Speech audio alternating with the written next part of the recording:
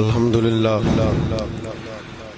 للہ رب العالمین والعاقبۃ للمتقین والصلاة والسلام علی اشرف الانبیاء والمرسلین وعلی آلہ وصحبہ اجمعین اما بعد اعوذ باللہ من الشیطان الرجیم بسم اللہ الرحمن الرحیم یا ایہا الذین آمنوا اتقوا اللہ ولتنظر نفس ما قدمت لغد واتقوا اللہ ان اللہ خبیر بما تعملون صدق اللہ العظیم وصدق رسولہ النبی الکریم ان اللہ وملائکتہ یصلون علی النبی یا ایہا الذین آمنوا صلوا علیہ وسلموا تسلیما الصلاة والسلام علیک یا سید یا رسول اللہ وعلا آلک واصحابک یا حبیب اللہ اللہم صلی علی سیدنا و مولانا محمد معدن الجود والکرم وآلہ وبارک وسلم۔ حمد صلاة کے بعد اللہ تبارک و تعالیٰ نے قرآن مجید سورۃ الحشر کے اندر ارشاد فرمایا ہے کہ یا ایھا الذین آمنوا اتقوا اللہ، اے ایمان والو اللہ سے ڈرو، وَلْتَنْظُرْ نَفْسٌ مَا قَدَّمَتْ لِغَدٍ، ہر آدمی یہ سوچ لے کہ اس نے اپنے آگے کیا بھیجا ہوا ہے، جو اس نے آخرت کے لیے جمع کرایا ہے وہ کیا ہے، یہ غور کر لے وہ۔ وَاتَّقُوا اللَّهَ، اور پھر ڈر جاؤ اللہ سے، اِنَّ اللَّهَ خَبِيرٌ بِمَا تَعْمَلُونَ، فرمایا تم جتنے مرضی پردے ڈالتے پھرو، تمہارے رب کو تمہارے تمام کاموں کی خبر ہے، اسے پتہ ہے تم کیا کرتے، وہ جانتا ہے۔ عزیز دوستو، بزرگوں اور بھائیوں، قرآن مجید نے دو چیزوں پر بڑا زور دیا ہے، ایک اللہ کو ماننا، اور اللہ کو ماننے کا مطلب ہے نبی پاک کو بھی ماننا، اللہ کو ماننے کا مطلب ہے کتابوں کو بھی ماننا، قرآن پاک کو بھی ماننا۔ لیکن دو باتیں آپ کو زیادہ ملیں گی، ایک ایمان، اور اس کے بعد سب سے زیادہ زور ہے ایمان بالآخرت پر، آخرت کو مانو۔ وَمِنَ النَّاسِ مَن يَقُولُ آمَنَّا بِاللَّهِ وَبِالْيَوْمِ الْآخِرِ وَمَا هُمْ بِمُؤْمِنِينَ، اللہ فرماتا ہے کچھ لوگوں کا دعویٰ ہے کہ ہم اللہ اور آخرت پر ایمان رکھتے ہیں، حالانکہ وہ ایمان نہیں رکھتے، دعویٰ کرتے ہیں، نفاق کا مظاہرہ کرتے ہیں، منافقت کرتے ہیں۔ جو اللہ کو ماننے والا ہوتا ہے اس کا رنگ اور ہوتا ہے، جس کو پتہ ہوتا ہے قیامت کے دن اللہ کے حضور کھڑے ہونا ہے، اس کے اعمال یہ نہیں مانتے، کہتے ہیں ہم مانتے ہیں، پر مانتے، دعویٰ ہے کہ ہم مانتے ہیں آخرت کو بھی اور اللہ کو بھی، پر نہیں مانتے۔ قیامت قائم ہونا ضروری ہے،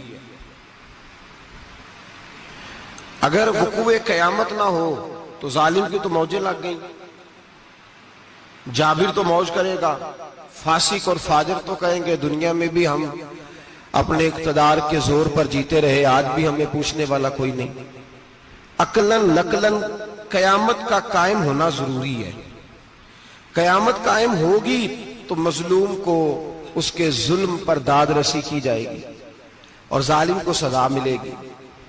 ایک آدمی ساری زندگی دنیا کے اندر لوٹ مار کرتا رہا، دھوکہ فریب فراڈ کرتا رہا، اس کی راتیں شراب و کباب میں گزر گئیں، وہ مرے اور بات ختم ہو گئی، ٹھیک ہے موج کر کے چلا گیا۔ ایک آدمی ساری زندگی اس نے اللہ تبارک و تعالیٰ کی رضا کے لیے اپنی نظر کی حفاظت کی، زبان کی حفاظت کی، یہاں تک کہ دل کی بھی حفاظت کی، وہ بھی مرے تو معاملہ ختم ہو گیا۔ اس طرح تو پھر سرکش کا کچھ بنے گا ہی نہیں، نظام زندگی ساری اس کی سوچ ختم ہو کے رہ جائے گی اگر قیامت قائم نہیں ہوتی۔ قیامت کا قائم ہونا حق ہے، اس لیے قرآن مجید نے ایک جگہ پہ نہیں 20 جگہ پہ یہ بیان فرمایا ہے کہ قیامت ضرور قائم ہوگی، قیامت، اور وہ قائم ہو کر اپنے سارے لوازمات سمیت قائم ہوگی۔ میرے نبی پاک صلی اللہ علیہ وسلم نے فرمایا مظلوم کو حق ملے گا، ظالم کو سزا ملے گی۔ جابر اس دن اللہ کی بارگاہ میں رسوا کیے جائیں گے، جن پر جبر کرتے رہے انہیں اللہ کے حضور سے عطا کیا جائے گا۔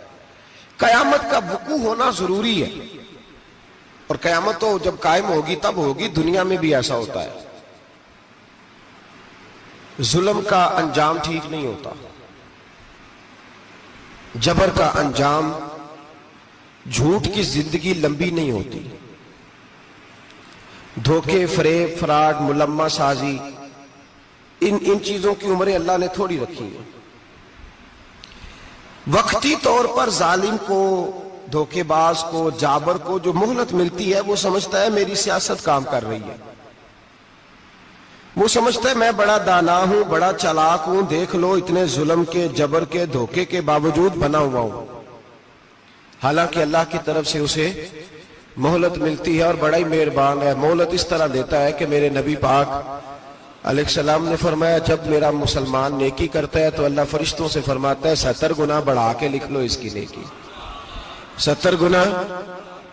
اور جب گناہ کرتا ہے تو اللہ فرماتا ہے ٹھہر جاؤ ابھی لکھنا نہ، اسے ٹائم دو۔ یا اللہ کتنا؟ فرمایا 24 گھنٹے تو دو، ہو سکتا ہے توبہ کر لے، یہ اس کی مہربانی ہے۔ اب وہ جو اللہ نے مہلت دی ہے نا کہ شاید توبہ کر لے، لوگ سمجھتے ہیں میری چالاکی کی وجہ سے نظام سیٹ چل رہا ہے، میں بڑا تیز ہوں، 2 4 5 باتیں بولتا ہوں سب صحیح ہو جاتا ہے۔ لوگ اس کو اپنی دانائی سمجھ لیتے ہیں، حالانکہ وہ اللہ کی طرف سے۔ فرعون نے کئی 100 سال حکومت کی، اور اس طرح اس نے ظلم کیے کہ لاکھوں اور ہزاروں بچے قتل ہی کرا دیے،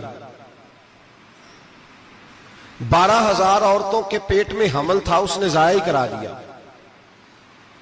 جب حضرت موسیٰ علیہ السلام اپنی قوم کو لے کے نکلے، رستے میں دریا آ گیا، فرعون پیچھے لگا ہوا تھا، وَإِذْ فَرَقْنَا بِكُمُ الْبَحْرَ فَأَنْجَيْنَاكُمْ، اللہ فرماتے ہیں تمہارے لیے میں نے دریا کو پھاڑا اور تمہیں نجات دے دی، وَأَغْرَقْنَا آلَ فِرْعَوْنَ، اور فرعون کو غرق کر دیا، وَأَنْتُمْ تَنْظُرُونَ، تم کھڑے دیکھ رہے تھے۔ اب جب حضرت موسیٰ دریا کے کنارے پہنچے تو فرعون بھی پیچھے آیا۔ فرعون لوگوں سے کہا کرتا تھا کہ میں کہتا ہوں تو دریا چلتا ہے، میں کہتا ہوں تو ہوائیں آتی ہیں، میرے حکم کے پابند ہیں سارے۔ جاگ رہے ہیں نا آپ حضرات، غور فرمائیے گا بات پر۔ دعویٰ تھا اس کا کہ میں کہتا ہوں تو نظام زندگی چلتا ہے۔ اب جب دریا کے کنارے پہنچی حضرت موسیٰ علیہ السلام تو اللہ نے حکم دیا کہ آپ عصا ماریں۔ جناب موسیٰ نے عصا مارا، 12 رستے بن گئے۔ اب حضرت موسیٰ کی قوم گزر رہی تھی تو فرعون سے پوچھنے لگے کہ تو کہتا تھا میرے حکم سے چلتا ہے، تو وہ تو حضرت موسیٰ نے ڈنڈا مارا ہے تو رستہ بن گیا ہے۔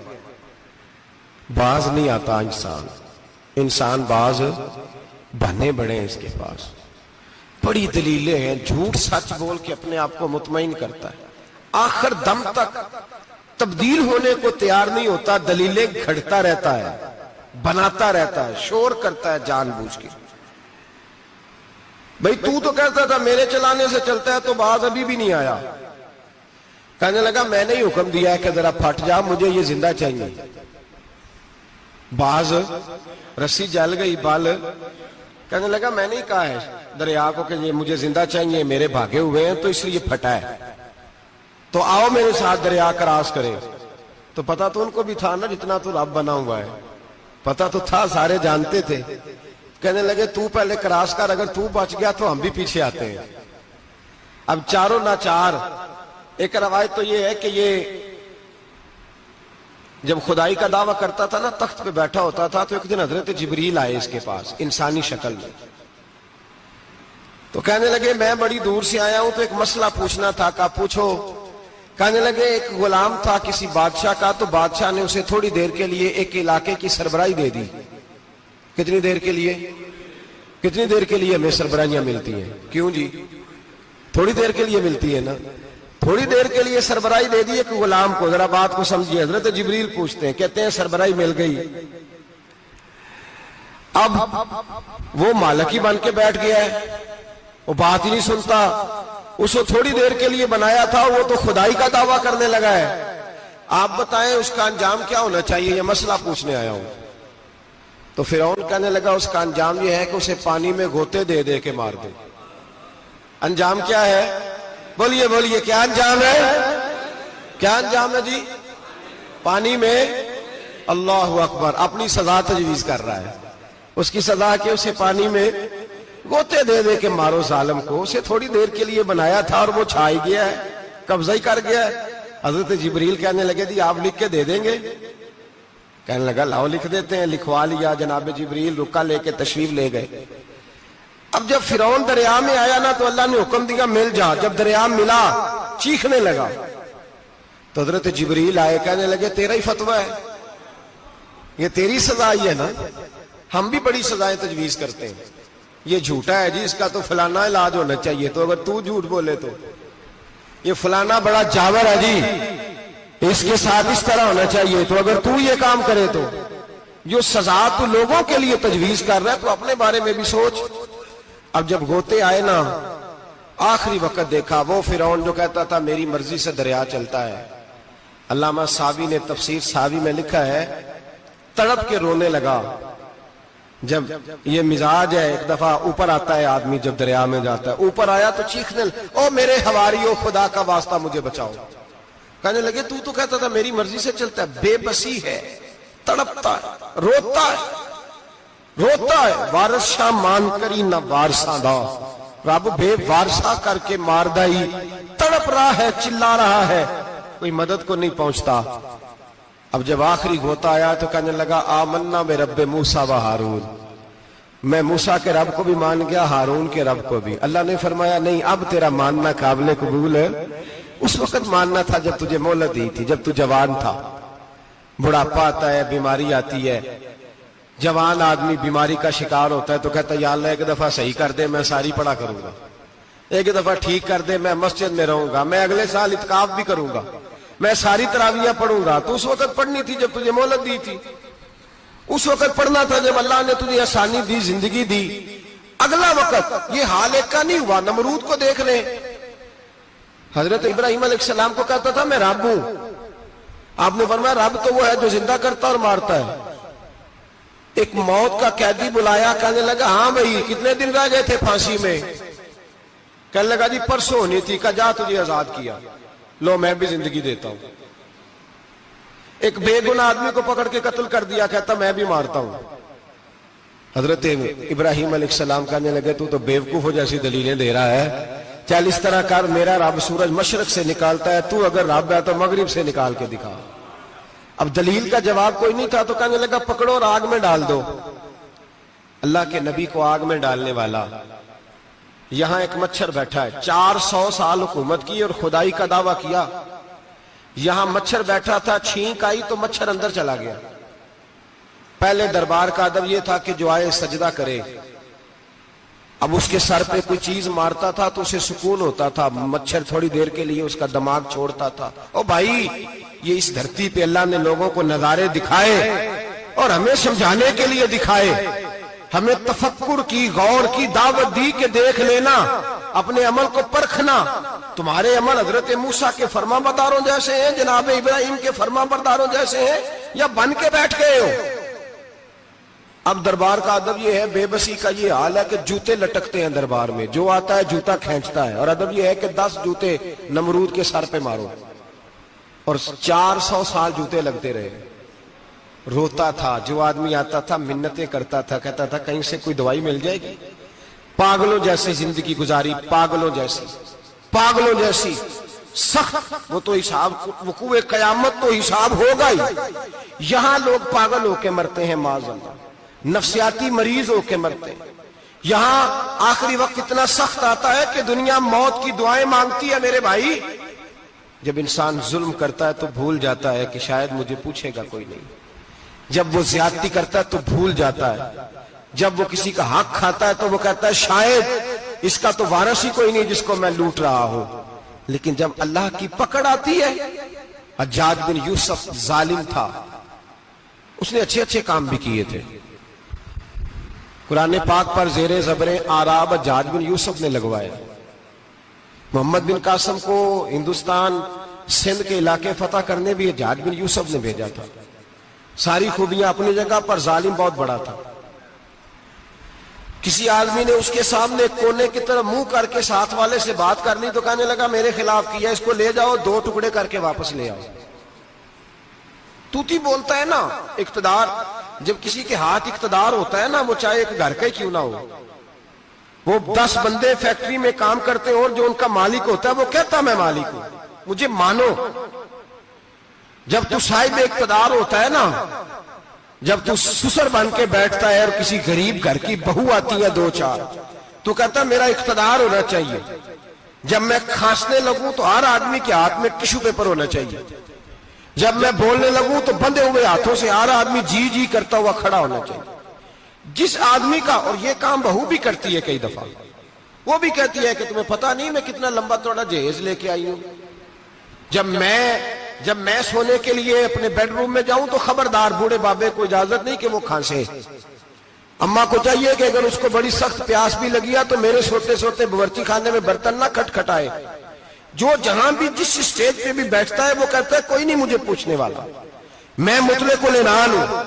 جوان بوڑھوں کا مذاق اڑاتے ہیں، سمجھتے ہیں شاید کبھی بوڑھے ہی نہیں ہونا، مذاق اڑاتے ہیں۔ تندرست لوگ بیماروں کا مذاق اڑاتے ہیں، شاید کبھی بیمار نہیں ہونا۔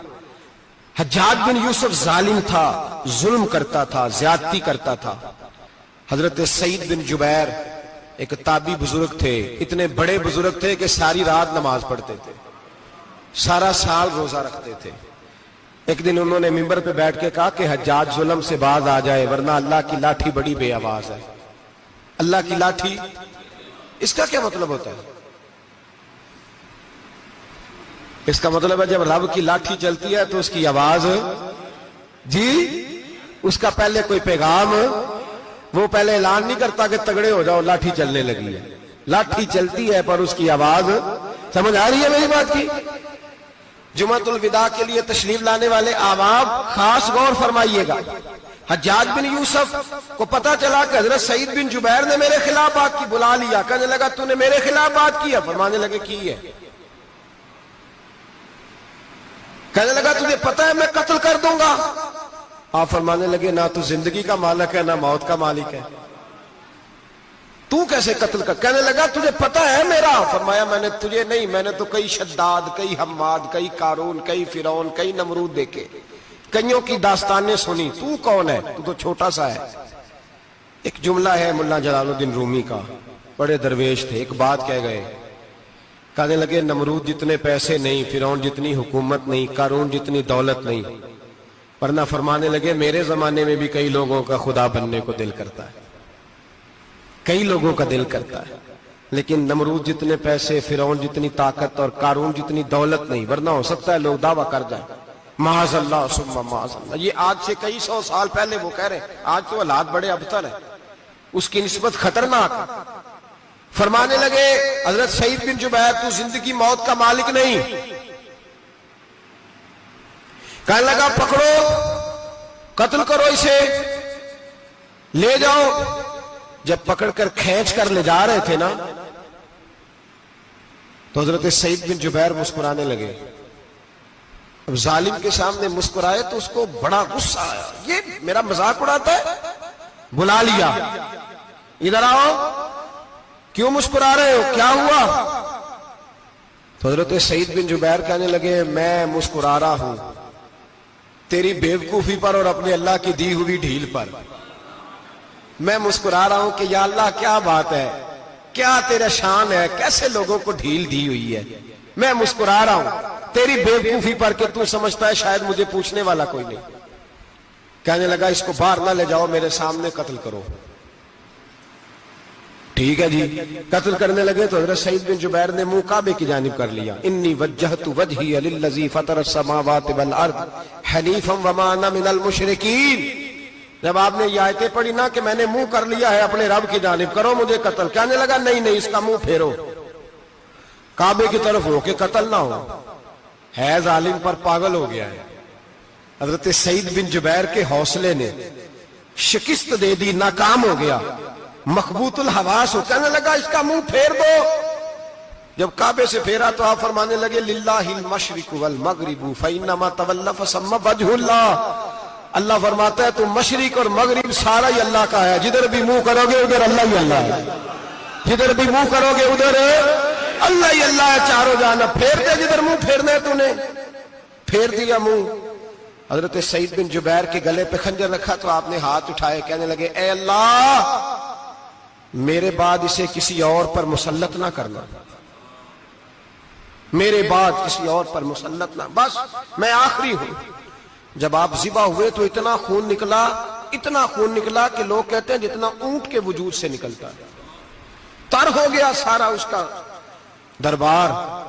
ایک سمجھدار آدمی کو بلا کے کہنے لگا اتنا خون میں نے بڑے بندے قتل کرائے ہیں پر اتنا خون نہیں نکلا۔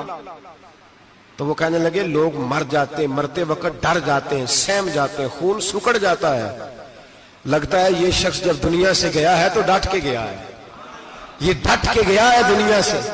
حجاج بن یوسف رات کو سویا تو تڑپ کے اٹھا، کیا ہوا؟ گھر والے کہنے لگے کیا ہوا؟ کہنے لگے سعید بن جبیر خواب میں آئے اور کہتے ہیں اٹھ مجھے بتا تو نے مجھے کیوں قتل کیا، بتا کیوں مارا؟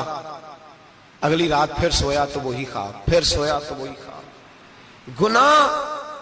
گناہ نفسیاتی مریض بنا دیتا ہے، ظلم تجھے مخبوط الحواس کر دیتا ہے۔ جب تو زیادتی کرتا ہے تو اللہ فرماتے ہیں کہ تو اللہ کو بھولتا ہے، اللہ تجھے اپنا آپ بھلا دیتا ہے، پھر تو بھول جاتا ہے، پھر تو سیدھے رستے پہ چلتا ہے پر بھٹک جاتا ہے، پھر تو صحیح رستوں کا تعین کر کے بھی گمراہ ہوتا ہے، پھر تو روز وہی گاڑی چلاتا ہے پر اب جب تو بریک لگاتا ہے تو نہیں لگتی۔ جب گناہوں کے ساتھ تو مخبوط الحواس ہوتا ہے تو روز وہ کاروبار کرتا ہے، لیکن جب تیرے گناہ تجھے گھیر لیتے ہیں پھر اسی کاروبار میں تو نقصان اٹھاتا ہے۔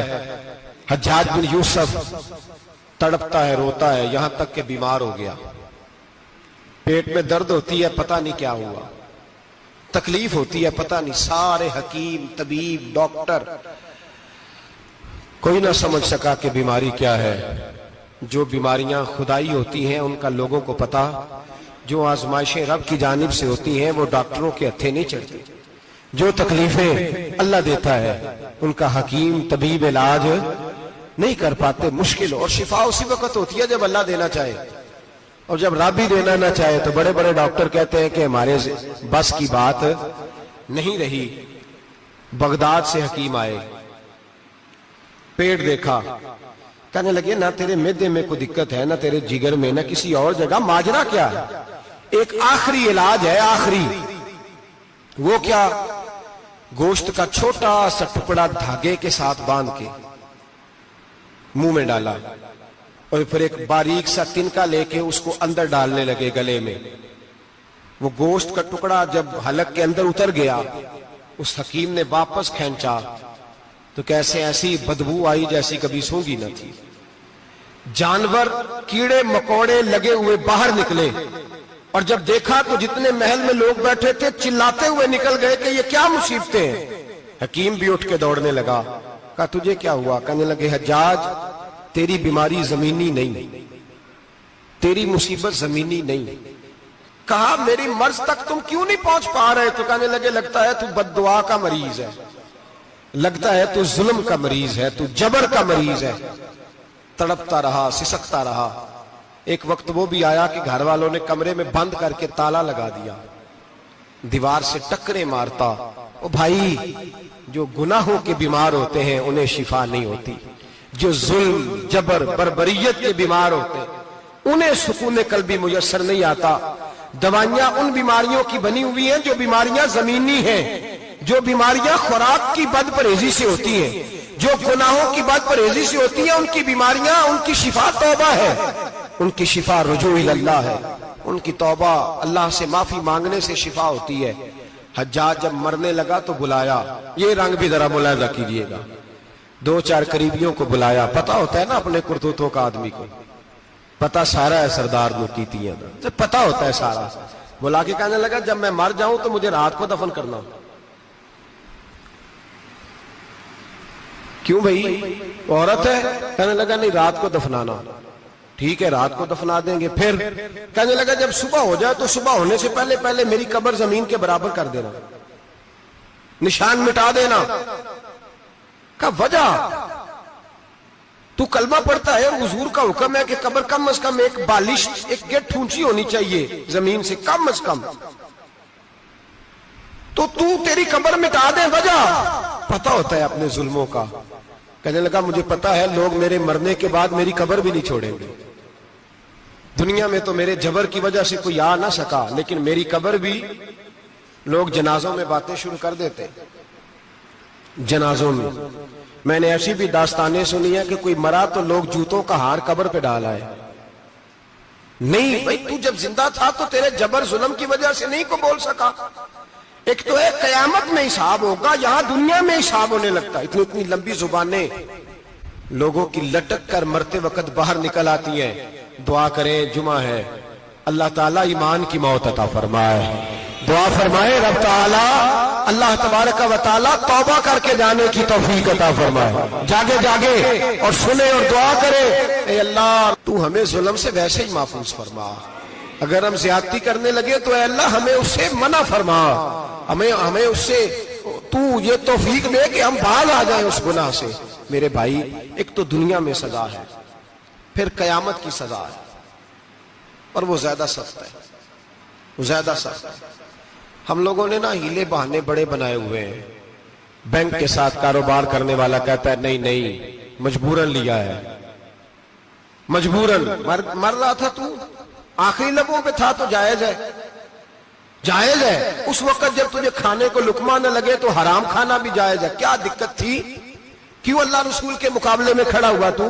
کیوں سود کا دھندا کیا؟ کیا تکلیف تھی؟ کہاں تو الجھ گیا تھا؟ ہم جان بوجھ کے اپنے لیے جہنم کٹھی کرتے ہیں، پھر کہتے ہیں سکون نہیں زندگی میں. کہاں سکون آئے گا؟ کیسے آئے گا؟ ہم نے خود آگ لگائی ہے چمن میں اپنے.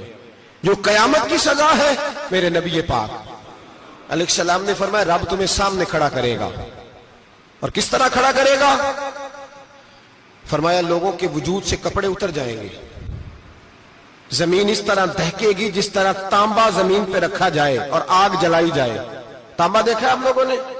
یہ بھی گرمی گزری ہے نا، تو فرش پر جب سورج پڑتا تھا تو ننگے پاؤں چلا نہیں جاتا تھا. صحیح کہہ رہا ہوں؟ ننگے پاؤں، بچے کا پیر زمین پہ لگتا ہے تو چیخ اٹھتے ہیں، کہتے ہیں اوہ جل گیا پیر. حالانکہ یہ فرش دنیا کے.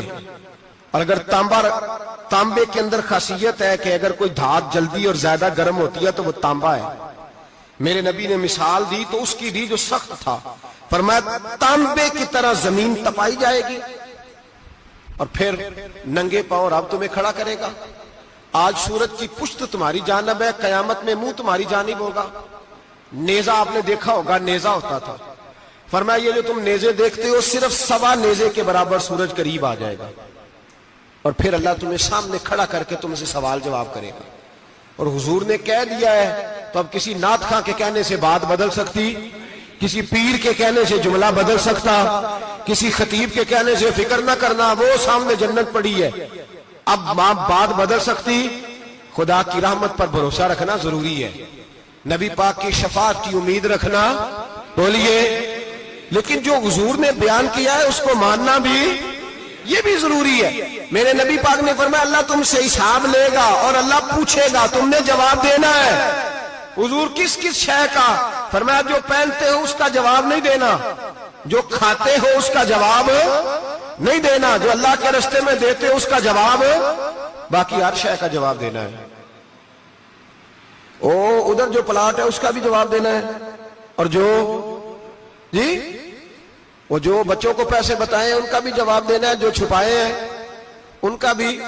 ثم لتسألن یومئذ عن النعیم. جو کمیٹی اپنے محلے میں ڈالی ہے اس کا بھی جواب دینا ہے، جو سسرال کے علاقے میں ابا جی سے چوری ڈالی ہوئی ہے اس کا جواب بھی، سب کا جواب دینا ہے. تمام حساب کتاب. اور اللہ فرماتے ہیں میں سامنے کھڑا کر کے ہر سوال کا تجھے ہر سوال کا جواب. اچھا یہ جو بڑے لوگ تھے وہ حساب سے ڈرتے تھے، ہم چھوٹے لوگ ہیں ہم حساب سے ہم نہیں ڈرتے، ہم کہتے ہیں دیکھی جائے گی. بڑے لوگ جو تھے وہ حساب سے. حضرت ابوبکر صدیق دعا کرایا کرتے تھے، دعا کرو اللہ مجھ سے حساب نہ پوچھے. حضرت عمر فاروق رضی اللہ تعالیٰ عنہ اپنے بیٹے سے کہتے تھے بیٹا اپنے باپ کے لیے رحمت کی دعا کرنا، میں درگزر والا ہوں، میں حساب والا کوئی نہیں. بڑے لوگ ڈرتے تھے، بڑے لوگ. حضرت عثمان غنی قبر پہ کھڑے ہوتے تھے تو داڑھی آنسوؤں سے بھیگ جاتی.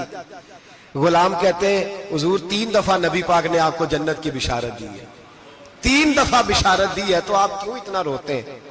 عثمان غنی فرماتے جس رسول نے مجھے جنتی کہا ہے اسی محبوب نے مجھے فرمایا تھا عثمان قبر آخرت کی منزلوں میں سے پہلی منزل ہے. اور آپ فرماتے میرے تو کمرے میں دیا گل ہو جائے تو مجھے ڈر لگتا ہے، اس میں تو مکمل اندھیرا ہے. آپ فرماتے کھڑکیاں بند ہو تو دم گھٹنے لگتا ہے، اس کو تو دروازہ ہی کوئی نہیں، روشن دان تک نہیں. بھائی جو بڑے تھے وہ ڈر رہے تھے. مولا علی شیر خدا نماز کا وضو کر کے کانپتے تھے، کانپتے. علی آپ مرحب کے سامنے نہیں کانپے، خیبر کا دروازہ اکھاڑتے نہیں کانپے، بدر احد خندق حنین اور خیبر میں نہیں کانپے، تو یہاں آپ فرمانے لگے مالک کے سامنے جاتے ہوئے ڈر آتا ہے. بڑے لوگ کانپتے تھے، بڑے لوگ. آج کون سا جمعہ ہے؟ سارے بولیے. حالانکہ یہ اگلے سال دوبارہ آئے گا، ہمارا نہیں پتا کہ ہم ودا ہو جائیں کہ کیا بنے. یہ کون سا جمعہ ہے؟ آیا جمعۃ الوداع، آئے ہم پڑھیں. آج ایک فکر لے کر کے جانا، ایک سوچ. جہاں روز رات کو بیٹے کی ٹینشن، بیٹی کی ٹینشن، بھائی کی ٹینشن، پوتے کی ٹینشن ہوتی ہے نا، ایک ٹینشن اور اپنے آج ایک ٹینشن بڑھا لو، قبر کی ٹینشن پیدا کر لو، قیامت کی تھوڑی سی فکر کر لو، تھوڑی سی ایک لمحے کے لیے صحیح تھوڑا خیال پیدا کرے. حضرت حسن بصری نام سنا ہوا ہے نا، یہ حضرت علی کے شاگرد ہیں. نبی پاک کے گھر میں آ جاتے تھے کئی دفعہ، بچے تھے جب. حضرت حسن بصری تابعی ہیں.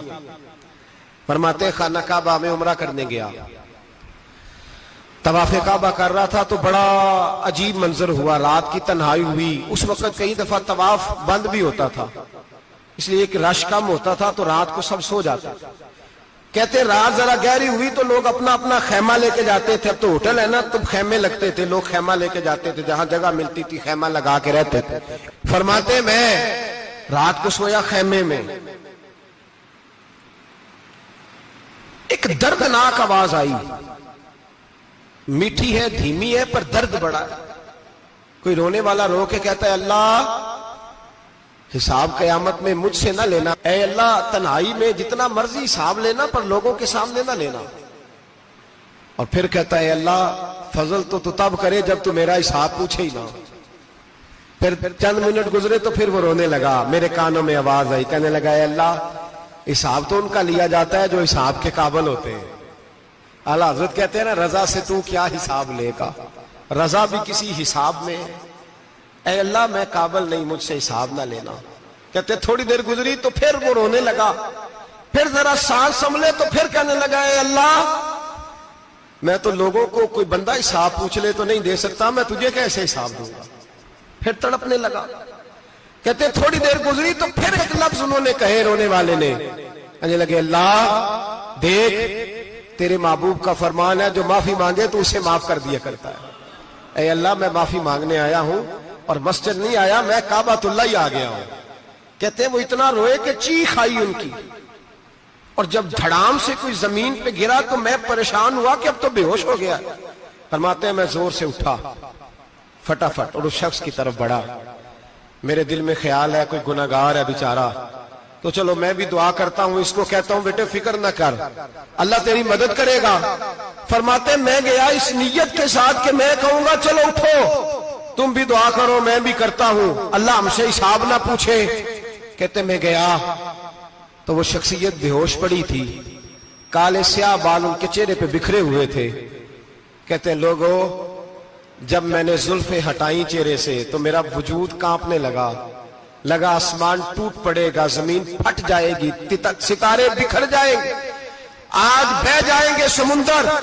فرماتے میری چیخیں نکل گئی. یہ کوئی گناہگار تو نہیں، یہ تو حضرت فاطمہ کے پوتے امام زین العابدین ہے، یہ تو امام حسین کا وہ بیٹا ہے جو کربلا میں تنہا بچے تھے. فرماتے میں امام کا چہرہ دیکھا تو بھاگ کے آیا اور میں نے اپنی داڑھی ان کے پیروں کے ساتھ مس کی اور میں نے کہا حضور اٹھئے. امام اٹھے تو میں نے کہا شہزادے تیرے تو اشارے سے اللہ کئی گناہگاروں کو بخشے گا، تیری تو دعا سے اللہ بخشے گا، یہ کیا کر رہے ہو؟ تو امام زین العابدین کہنے لگے حسن بصری ادھر آ یار، ادھر آؤ بزرگو، میرے دادا کے پاس رہنے والے ہو. میں نے آج ہی سنا ہے کہ اس کا عذاب بڑا سخت ہے، آؤ میرے لیے دعا کرو, اللہ پاک مجھ سے حساب نہ پوچھے. کہا حضور نہ کریں. اب فرمانے لگے تجھے نہیں پتا کچھ چیزیں ایسی ہیں کہ رب نے اگر حساب پوچھا تو میں واقعی جواب نہیں دے پاؤں گا, چل کر میرے لیے دعا. کہتے میں نے ہاتھ باندھے, حضور میں نہیں کرتا, اٹھا کہہ. فرماتے میں نے ہاتھ اٹھائے, میں نے کہا اے اللہ تیرے رسول کا شہزادہ ہے, یہ تیرے رسول کا شہزادہ ہے, یہ کہہ رہا ہے تو فضل کر. او بھائی جو بڑے تھے وہ تو تڑپتے تھے, سسکتے تھے. ابو علی ہیتی کہتے خانہ کعبہ میں پتھر پہ سر رگڑ رگڑ کے کوئی بوڑھا کہہ رہا تھا اے اللہ اول تو حساب نہ لینا, اور اگر لینا تو مجھے اندھا کر کے اٹھانا, میں تیرے نیک بندوں کے سامنے شرمندہ نہیں. اقبال رو پڑے. اقبال, کچھ لوگوں نے لکھا ہے یہ آخری ربائی ہے ڈاکٹر اقبال کی, آخری. اس کے بعد شاید اس نے کلام نے کچھ سیرت نگاروں کا خیال ہے. اقبال مدینے کی طرف منہ کر کے کہنے لگے تو غنی از ہر دو عالم من فقیر. اللہ تو غنی ہے, میں تو فقیر ہوں. روز محشر عذر ہائے من پذیر. اے اللہ اول تو میرا کوئی عذر قبول کر لینا محشر کے دن, اور اگر نہ کرنا ہوا اگر تمہیں بینم حسابم نہ گزیر, اگر ضرور ہی میرا حساب لینا ہے اے اللہ, اگر تو نے ضرور لینا ہے اے اللہ, اگر ضرور ہی لینا حساب, اول تو میرا عذر مان لینا, میری کمزوری پہ رحم کرنا. اے اللہ میرے بڑھاپے پر, میری کمزوری پر رحم کرنا. اگر ضرور حساب لینا ہے از نگاہ مصطفیٰ پنہا بغیر, تو اے اللہ ذرا حضور کی نگاہوں سے اوجھل کر کے لینا. اے اللہ مجھے شرم آئے گی. میرے مصطفیٰ کریم فرمائیں گے میں تو تجھے ہر بات سمجھا کے آیا, ایک جگہ تیری رہنمائی کر کے آیا, تو کیسے عمل کما, ذرا اوجھل کر کے از نگاہ مصطفیٰ پنہا بغیر, ذرا حضور کی آنکھوں سے اوجھل کر کے سائیڈ پہ کر کے لینا, میں برداشت نہیں کر پاؤں گا. حضرت ابو علی ہیتی کہتے ہیں بابے نے سر رکھا ہوا ہے اور کہتے ہیں اللہ مجھے اندھا کر کے اٹھانا. فرماتے میں گیا, میں نے کہا چلو میں دعا کرتا ہوں جا کے. فرماتے جب میں نے جا کے بزرگوں کی کمر پہ ہاتھ رکھا, ان کا چہرہ دیکھا تو یہ کوئی گناہگار تو نہیں, یہ تو بغداد کے پیر عبد القادر جیلانی ہے, یہ تو محبوب سبحانی غوث سمدانی ہے, یہ تو وہ شخص ہے جو قدم لگائے تو اللہ ولایت عطا کرتا ہے. جو بڑے تھے وہ ڈر رہے تھے. معین الملت والدین عطائے رسول ہند الولی غریب نواز حضرت خواجہ معین الدین اجمیری رحمت اللہ علیہ خواجہ قطب الدین بختیار کاکی کو تنہائی میں بلا کے کہنے لگے معین الدین سید زادہ ہے, معین الدین حضور کے خاندان میں پیدا ہوا ہے, معین الدین سے اس کے پیر کو بڑی امیدیں تھیں. معین الدین کو رسول پاک نے ہندوستان بھیجا تھا, پر قطب الدین یار معین الدین تبلیغ کا حق نہیں ادا کر سکا. حضرت خواجہ قطب الدین کہنے لگے حضور 90 لاکھ تو مسلمان کر دیے, اور کیا حق تھا؟ فرمایا نہیں, جب تو تہجد کی نماز پڑھے نا بیٹا اپنے لیے دعا مانگنا تو خدا سے کہنا مولا میرے پیر کی کوتاہیاں معاف کر. وہ جس اعزاز کا تھا وہ کام نہیں کر سکتا. جو بڑے تھے ان کی تو باتیں بڑی تھی. یہ جو ہم چھوٹے آئے ہیں نا نئے, ٹکٹیں دیتے پھرتے ہیں, ٹکٹیں. بے نمازی جاہل ان پڑھ پیر ٹکٹیں بانٹتا ہے لوگوں کو, تو بھی بخشا ہے تو بھی بخشا ہے. وہ 90 لاکھ لوگوں کو رائے حق پر لگا کے بھی کہتے تھے نہیں حق تو یہ ہے کہ حق ادا نہ ہوا, حق تو یہ ہے کہ حق کوئی شے پلے نہیں, ڈٹا ہوا کھڑا ہے مسلمان, ڈٹا ہوا. یہ حساب سنے. کسی نے حضرت ابو ہریرہ سے کہا کہ کوئی ایسی حدیث سناؤ جو آپ کو بھی بڑی محبوب ہو. حضرت ابو ہریرہ نے چیخ ماری, رونے لگے اور بے ہوش ہو گئے. پھر ہلایا, پانی پلایا, اٹھے, کہا حضور بات کی تھی حدیث سنائے. پھر رونے لگے. ہمیں تو نہیں نہ رونا آتا, ہمیں تو تب آتا ہے جب بیٹا بات نہ مانے, ہمیں تو تب آتا ہے جب کاروبار میں نقصان ہو جائے, ہمیں تو تب رونا آتا ہے جب ہمارا کوئی دوست ہمارے بارے میں غلط بات کر دے, بے عزتی دنیا کی ہو جائے. حضرت ابو ہریرہ 3 دفعہ ہوش آیا, 3 دفعہ روئے اور کہنے لگے عزیزو یہ وہ والی حدیث ہے کہ میں سوچتا بھی ہوں تو میں تڑپ اٹھتا ہوں. کہا کون سی حدیث؟ تو حضرت ابو ہریرہ کہنے لگے میں نے نبی پاک سے سنا ہے قیامت میں سب سے پہلے علماء کا حساب ہوگا, سب سے پہلے. उलमा का। रब करीम फरमाएगा तुम्हारी दीन के नाम पर बड़ी मौजें थी, तुम्हारे बड़े पोस्टर छपते थे, लाइनें बना के लोग तुम्हारे हाथ चूमते थे, लोग तुम्हारी घड़ी को भी चूमना अपने लिए सादत समझते थे। बताओ मेरे रसूल के नाम पर खाने वालों क्या करके आए हो? अमल बताओ, अमल। मौज बड़ी की ना तुमने, बताओ अमल। उलमा आलिम अर्ज करेगा, ऐ अल्लाह मैं जगह जगह तेरे रसूल के दीन की बात करता था, मैं कुरान के दर्स देता था, मैं रातें बेदार रह के तैयारियां करता था, मैं जो बन सका किया। रब फरमाएगा नहीं, तूने तो इसलिए किया था कि लोग तुझे पीर साहब कहे, मौलाना साहब कहे, तेरे नारे लगाए तो लगे नहीं फिर तेरे नारे, फिर लोगों ने लंबे लंबे अलकाबात पुकारे नहीं तेरे। हुजूर सैयद आलम अलैहिस्सलाम फरमाते पहला हिसाब उसका लेगा जो आलिम कहलाता था। रब पूछेगा तुझे ताकत दी, हिम्मत दी, बोलने की सलाहियत दी, अपने फजल से दी, बता क्या कमा के आया है। हजरत अबू हुरैरा रोते हैं, कहते हैं मैं भी तो हदीसें सुनाता हूं, मैं भी तो आलिम हूं, मेरे पीछे भी तो लोग भागते हैं। लोगों बताओ अगर अल्लाह ने अबू हुरैरा से पूछा तो क्या जवाब देगा? अल्लाह फरमाएगा उलमा के लिए बुखारी मुस्लिम है, इन्हें उठाओ और जहन्नम में डाल दो। इमाम गजाली फरमाते हैं अगर किसी आलिम को सजा मिली तो सख्त सख्त आलिम को मिलेगी। दुआ फरमाए अल्लाह मेरे जैसे लोगों को हिदायत का रास्ता अता फरमाए, और जो कहते हैं समझते हैं अल्लाह उस पर अमल की तौफीक अता फरमाए। फरमाया हजरत अबू हुरैरा ने दूसरे नंबर पर सखी अल्लाह की बारगाह में खड़ा किया जाए, मालदार।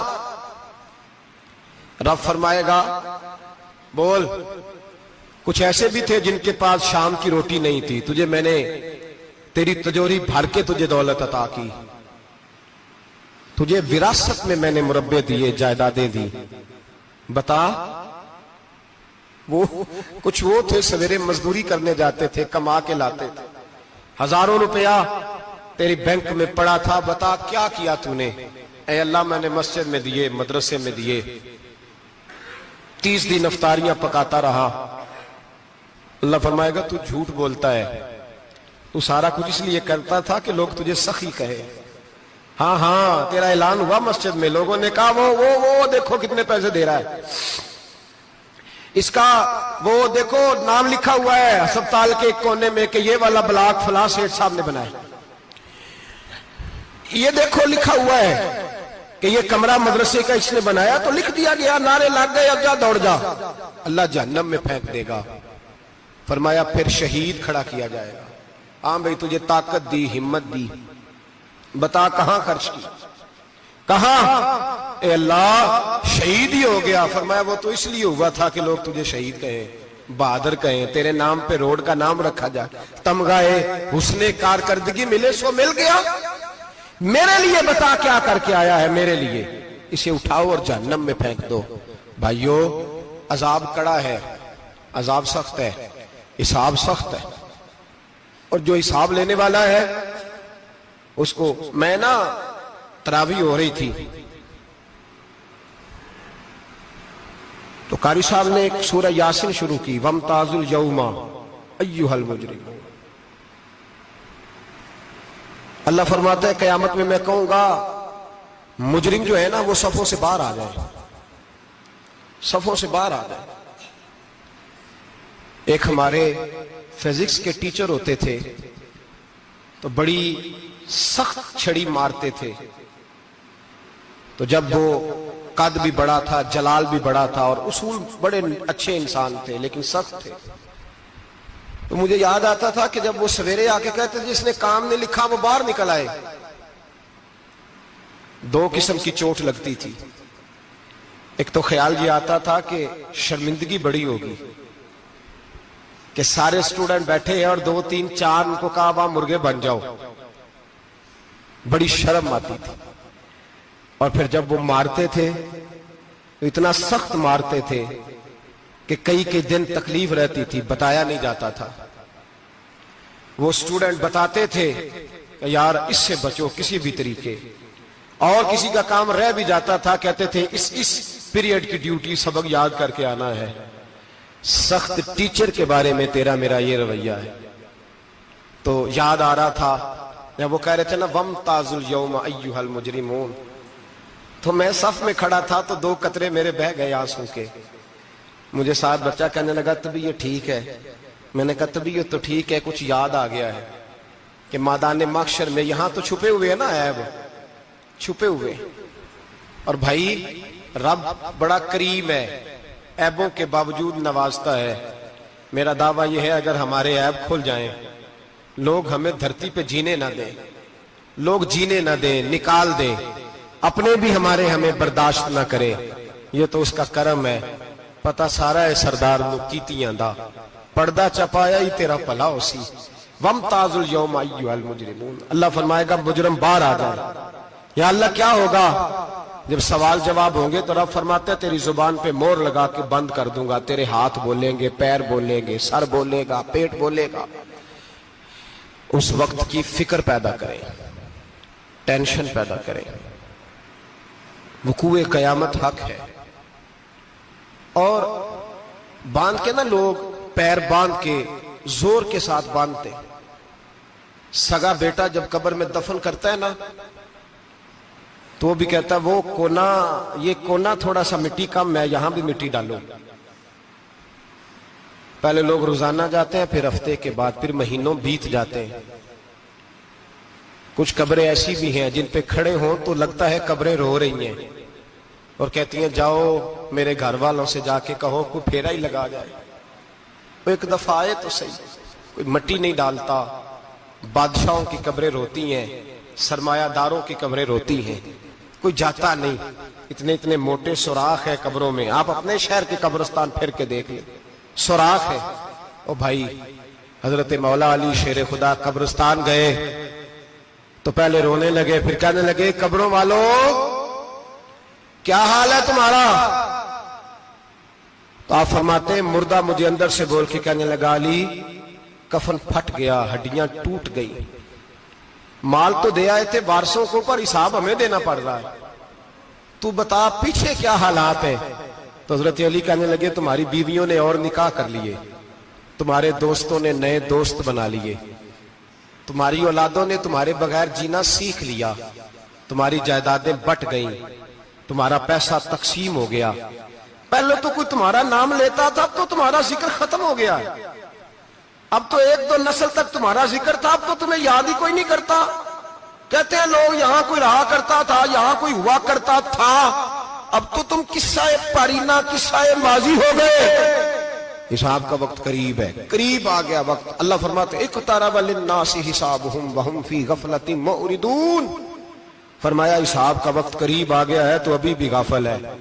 جمعۃ الوداع ایک پریشانی لگانے کا ارادہ تھا، بڑی پریشانیاں پالی ہیں، ایک پریشانی اور پال لو، جس کو یہ پریشانی لگ جائے اس کے عمل سنورنے لگ جاتا ہے۔